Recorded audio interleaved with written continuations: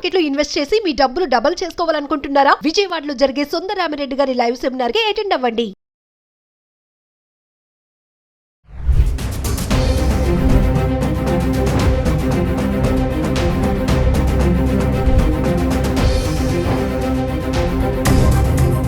Hello viewers, welcome back to our channel. ప్రస్తుతం మనతో పాటు ఉన్నారు ఎంఎన్సీ ఎగ్జిక్యూటివ్ 25 ఇయర్స్ నుంచి అమెరికాలో ఉంటున్నటువంటి వీరభద్ర సార్ గారు. సార్తో మాట్లాడదాం. ప్రజెంట్ అమెరికాలో సిచ్యువేషన్ ఎలా ఉంది అనేది. ఈరోజు చూసుకుంటే మరి 8 లక్షల మందిని ట్రంప్ గెట్అవుట్ అంటున్నాడు. చాలా మందిని రిటర్న్ పంపించేస్తున్నారు, మిలిటరీ ఎయిర్ క్రాఫ్ట్ బుక్ చేసి కూడా. మరి ఒక్కసారి సార్తో మాట్లాడదాం. మరి అక్కడ ఉన్నారు కాబట్టి అక్కడ ప్రజెంట్ సిచ్యువేషన్ ఏంటి, మన వాళ్ళు ఎలాంటి ఇబ్బందులు పడుతున్నారు అనే దానిపైన. నమస్తే సార్. నమస్తే అమ్మా. సార్, అమెరికాలో మన ఇండియన్స్ పడే ఒకసారి కష్టాలు అంటే కొన్ని చూసుకుందాం. ఎప్పుడైతే ట్రంప్ ఎగ్జిక్యూటివ్ ఆర్డర్స్ తీసుకొచ్చారో, బర్త్ రైట్ సిటిజన్షిప్ కానీ, ఇల్లీగల్ ఇమిగ్రెంట్సే కానీ పార్ట్ టైం జాబ్స్ చేయొద్దు అంటున్నారు. సో ఇవన్నీ కూడా మన వాళ్ళకి ఎంత ఎఫెక్ట్ చేస్తున్నాయి అంటే ఓవరాల్గా ఏం చెప్తారు? ఇప్పుడు మన వాళ్ళకంటే ఇండియన్స్కి ఇన్ జనరల్, తెలుగు వాళ్ళకే కాదు, కానీ బర్త్ రైట్ సిటిజన్షిప్ ఏదైతే ఉందో అది కోర్స్ ట్రంప్కి ఇష్టం లేదు. ట్రంప్ ఒక్కడికే జనరల్గా దాని మీద ఎవరు అపోజిషన్ ఉండదు మీకు జనరల్గా. కానీ ఆయన ఎగ్జిక్యూటివ్ ఆర్డర్ ఇచ్చినా I think within the same day or next day దాని మీద ఆల్రెడీ హోల్డ్ వచ్చేసింది. నేషనల్ లెవెల్లో ఒక ఫెడరల్ కోర్టు హోల్డ్ ఇచ్చేసింది. సో అదేంటంటే అమెరికన్ కాన్స్టిట్యూషన్లో it's one of the amendments. దాన్ని మార్చాలి అంటే మీకు కాన్స్టిట్యూషన్ని మార్చాలి. కాన్స్టిట్యూషన్ అమెరికాలో ఇప్పటికీ అమెరికా పుట్టినప్పటి నుంచి కాన్స్టిట్యూషన్ మార్చింది చాలా తక్కువ, అరుదు, చాలా చాలా చాలా చాలా అరుదైన పరిస్థితి. ఎందుకంటే దాని కండిషన్స్ చాలా స్ట్రిక్ట్గా ఉంటాయి. Super majority of the Congress need to approve it, number 1. తర్వాత more than 75% of the states have to approve. Then అది ఈయనకి వస్తుంది, ప్రెసిడెంట్కి వస్తుంది, అప్పుడు ఆయన సైన్ చేయాలి. సుప్రీంకోర్టు వ్యాలిడిటీ, అన్నీ రకరకాల పరిస్థితులు ఉన్నాయి. అందులో ఈ లోపు బోల్డ్ కేసెస్ పెడతారు, లిటిగేషన్స్ ఉంటాయి. అది అంత ఈజీగా 6 నెలల్లో కానీ సంవత్సరంలో కానీ అయిపోయే పని కాదు. దానికోసం మన వాళ్ళు కూడా ముందస్తుగా కాన్పులు చేసుకోవడానికి వెళ్ళడము, అంటే మళ్ళీ బర్త్ రైట్ సిటిజన్షిప్ రాదు అనుకుని ఇలాంటివి కూడా చేస్తున్నారని ఒక టాక్ అయితే ఉంది కదా. ఉంది విన్నా నేను కూడా. అలాంటి కొత్త నాయిస్ వచ్చింది. ఎంతవరకు అది ఎవరు చేయగలరు? మనకి ప్రాక్టికల్గా చూస్తే 9th మంత్లో లేకపోతే 8th మంత్ అయిపోయింది, డెలివరీ ఇంకా 10 days ఉంది, 1 month ఉంది, లెస్ దాన్ ఏ మంత్ టైం ఉన్నది. డాక్టర్ ఒకవేళ అప్రూవ్ చేస్తే ఇట్ ఈస్ నాట్ రిస్కీ అని అంటే probably they may go through that.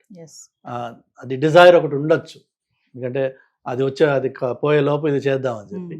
But అది కూడా వేలం వెర్రి. అది అంత క్రేజ్ ఎందుకు సార్ బర్త్ రైట్ సిటిజన్షిప్ అక్కడ రావాలి అని ఇట్లా చేయడం అనేది? కొంతమంది పేరెంట్స్కి కోరిక ఏంటంటే, ఇప్పుడు మనందరం ఏం చేస్తామమ్మా, నేను పడ్డ కష్టాలు నా పిల్లలు పడకూడదు అంటే ఏంటి? ఇప్పుడు ఈ జనరేషన్లో అక్కడ H1 మీదో L1 మీదో F1 మీదో ఉన్న వాళ్ళు, నెక్స్ట్ జనరేషన్ వాళ్ళ పిల్లలు డైరెక్ట్గా అమెరికన్గా పుట్టి వాడు బై బర్త్ అమెరికన్ అయితే వాటికి ఉండే ప్రొటెక్షన్స్ కానీ ఆపర్చునిటీస్ కానీ అన్లిమిటెడ్ ఉంటాయి. కాబట్టి అక్కడ పిల్లలు ఇక్కడ చాలామంది ప్రెగ్నెన్సీ ఇక్కడ వచ్చి డెలివరీ కోసం అక్కడికి వచ్చిన వాళ్ళు, రకరకాల కేసెస్ ఉన్నాయి. So on that land if you're born, it doesn't matter, or to any American parent, if you're born you become an automatically American citizen. So అది సంపాదించాలన్న తపన ఉండడంలో తప్పేం లేదు. ఎందుకంటే ఎప్పటికప్పుడు మనకి హ్యూమన్ రేస్లో ఉన్నదే అది. ఈ generation needs to be better than the last generation. Next generation మనకంటే బాగుండాలని తల్లిదండ్రులు కోరుకోవడంలో తప్పు లేదు. కానీ దానికి ఒక మితి, ఒక ఇది ఉండాలి, ఒక సెన్స్ ఆఫ్ లిమిటేషన్స్ ఉండాలి. ఒకవేళ లేదే అనుకుందాం, for example, for argument sake, American birthright citizenship America ఇవ్వట్లేదు. So what? నీకు అసలు బర్త్ ఎక్కడో ఒక సిటిజన్షిప్ అయితే ఉంది కదా. You can still exist and survive and thrive and grow. So birthright సిటిజన్షిప్పే అది పరమావధి అని అనుకోవడం తప్పు అంటారు. కమింగ్ టు స్టూడెంట్స్ సార్, చూసుకుంటే పార్ట్ టైం జాబ్స్ చేయొద్దు అనడము, అంటే అందరికీ క్యాంపస్లో జాబ్స్ రావు కదా. మామూలుగా వాళ్ళ ఎక్స్పెన్సెస్ కోసం అని బయట చేస్తారు, చిన్న చిన్నవి గ్యాస్ స్టేషన్లోనో సూపర్ మార్కెట్లోనో. ఇట్లా మామూలుగా అమెరికాలో ఒక స్టూడెంట్ మంత్లీ ఎంత ఎక్స్పెన్స్ అవ్వచ్చు అంటారు సార్? అసలు ఎంత ఎక్స్పెన్స్ అవుతుంది వాళ్ళ ఖర్చులే కానీ ఇవన్నీ కానీ? సో అమెరికాలో 3000 పైచిలుకు యూనివర్సిటీస్ ఉన్నాయి. ది క్రీమ్ ఆఫ్ దోస్ యూనివర్సిటీస్ని ఐవీ లీగ్ స్కూల్స్ అంటారు. ఐవీ లీగ్ స్కూల్కి వెళ్ళాలంటే మీరు సంవత్సరానికి గివ్ ఆర్ టేక్ ఒక $80,000 ఖర్చు అవుతుంది. $80,000 $55,000 to $60,000 ఎంత ఫీ ఉంటుంది. దాని తర్వాత హాస్టల్ ప్లస్ ఆఫ్ కోర్స్ నేను సెల్ఫ్ మన సొంత మెయింటెనెన్స్, ఫోన్ కానీ మిగిలిన బట్టలు కానీ యూనో ఐ థింక్ 80,000. నేను ఇంకా రీజన్ కొంచెం తక్కువ అంటున్నానేమో, 80 కంటే ఎక్కువే ఉంటుంది. అది ఓన్లీ ఆ టాప్ 20 ఇయర్స్ ఉన్నాయి అవి, వాటిలో ఉంటుంది. దాని తర్వాత మీకు నెక్స్ట్ లేయర్ ఉన్నాయి, వాటికి ఫీజు వచ్చేసి ఎనీథింగ్ బిట్వీన్ 25,000 to 45,000 ఆ రేంజ్లో ఉంటాయి పర్ సెమిస్టర్. దెన్ నెక్స్ట్ లెవెల్లో ఉన్నాయి 15,000 to 25,000. కొన్ని మరీ చౌకబారు ఉన్నాయి, 5,500, 7,000, 8,000 పర్ సెమిస్టర్ ఫీజు అయ్యేవి. సో ఇది డిఫరెంట్ రేంజెస్. నెలకి ఎంత ఖర్చు అవుతుంది ఓన్లీ ఫీ పరంగా చూస్తే మీకు 600 నుంచి 6,000 వరకు రేంజ్ కనిపిస్తుంది కదా నెలకి. రూపాయల్లో వేస్తే ఎంత అవుతుంది? 5 లక్షల నుంచి 600 అంటే ఎంత? 50,000. అక్కడి నుంచి 5 లక్షల వరకు మీకు రేంజ్ కనిపిస్తుంది ఫీ. దాని తర్వాత మీరు హాస్టల్లో ఉండాలి, లేక చాలా మటుకు మన పిల్లలు వచ్చి వేరే వాళ్ళతో కలిసి ప్రైవేట్ రెసిడెన్స్ రెంట్ తీసుకుని ఉంటారు. అలా ఉన్నవాళ్ళు ప్రాబబ్లీ 750 to 800 ఖర్చు పెడతారు దానికి, రెంట్ అండ్ ఫుడ్ కలిపి.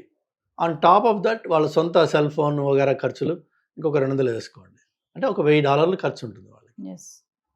12,000 సంవత్సరానికి, అంటే అది ఎంత అయింది? 10 లక్షలు. సో మీకు నెలకి 50,000 నుంచి అంటే సంవత్సరానికి 6 లక్షలు. ఇదేమో 10 లక్షలు, 16 లక్షలు ఖర్చు సంవత్సరానికి. సో 16 to 20 లక్షలు వేసుకోండి. 2 ఏళ్ళు మాస్టర్స్ చేయాలి మీరు, అంటే 20-40. సో అతి చౌకలో మీరు తక్కువ కాలేజీకి వెళ్ళినట్టయితే 40 నుంచి 45 లక్షలు, 50 లక్షల వరకు ఖర్చు అవుతుంది. లేక మంచి ఎక్స్పెన్సివ్ కాలేజీకి వెళ్ళినట్టయితే మీకు 2 కోట్లు ఖర్చు అవుతుంది. న్యూయార్క్ యూనివర్సిటీలోకి వెళ్తే మా ఫ్రెండ్ కూతురు వెళ్ళింది, 2 crores పైన ఖర్చు అయింది. సో ఇది మీరు ఆర్ యూ ప్రిపేర్డ్? మీ దగ్గర మొత్తము 2 ఏళ్ళకి కట్టడానికి ఫీకి మీ దగ్గర డబ్బులు ఉన్నాయా? ఉంటే దర్జాగా అమెరికాకి రండి, చదువుకోండి. అంటే అక్కడికి వచ్చి ఏమన్నా చేసుకొని కూడా చదువుకోవాలని అనుకుంటారు కదా. ఈ ఏమన్నా చేసుకోవడం అనే కథ ఉంది కదా, అది ఇల్లీగల్. అది ఇల్లీగల్. ఇన్ఫ్యాక్ట్ మీరు విన్నారో లేదో, ఈ మధ్య కాలంలో ఏమన్నా చేసుకోవచ్చు అని చెప్పి చాలామంది పిల్లలు వస్తున్నారు.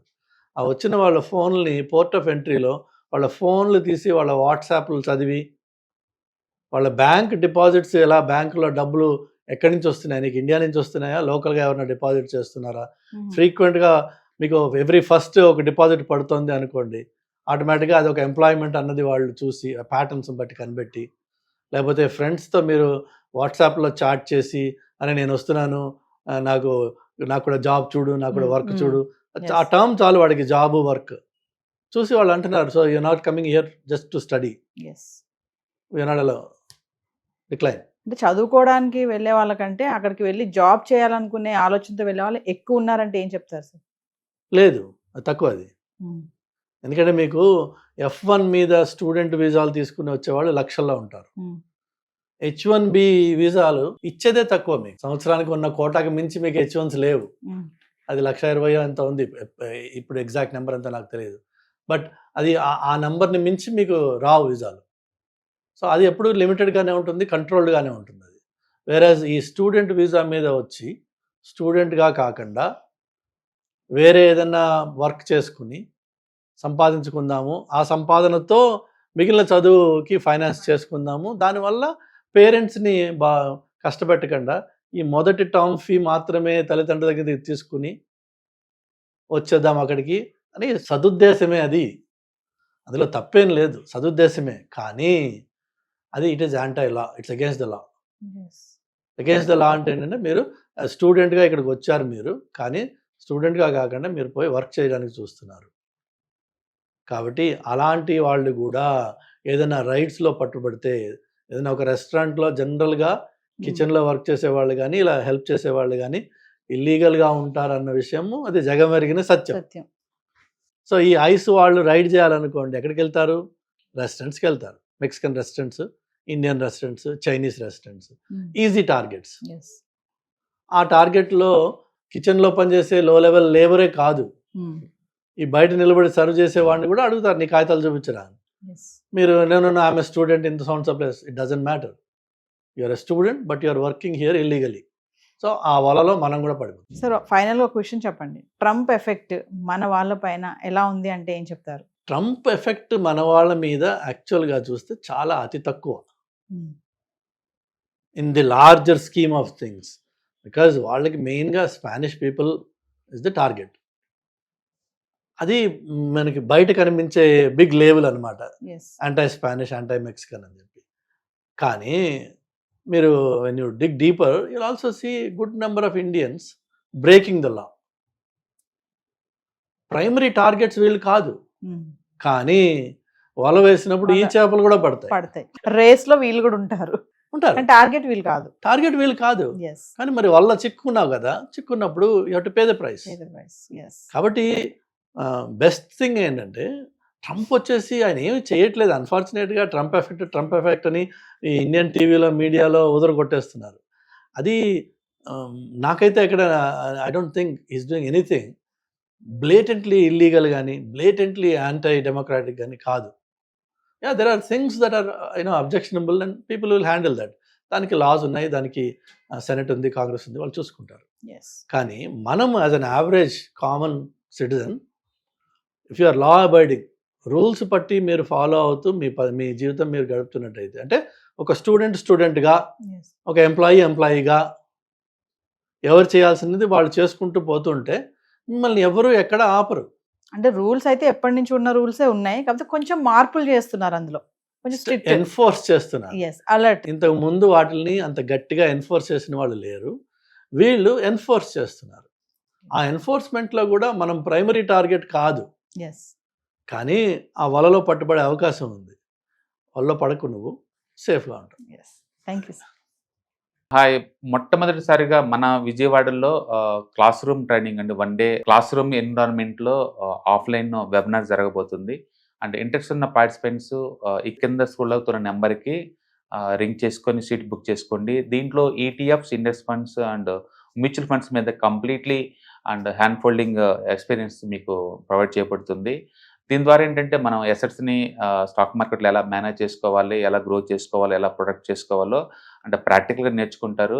అండ్ మీ ఇప్పటి వరకు మనం ఆన్లైన్లోనే మీరు అటెండ్ అవుతున్నారు. ఇక నుంచి మీరు మన విజయవాడ సిటీలోనే అండ్ లైవ్లో క్లాస్ రూమ్ ఎన్విరాన్మెంట్లో నేర్చుకునే ఛాన్స్ దొరుకుతుంది. కాబట్టి ఇంట్రెస్ట్ ఉన్న పార్టిసిపెంట్స్ కింద స్క్రోల్ అవుతున్న నెంబర్కి పింగ్ చేసి సీటు రిజర్వ్ చేసుకోండి. Thank you.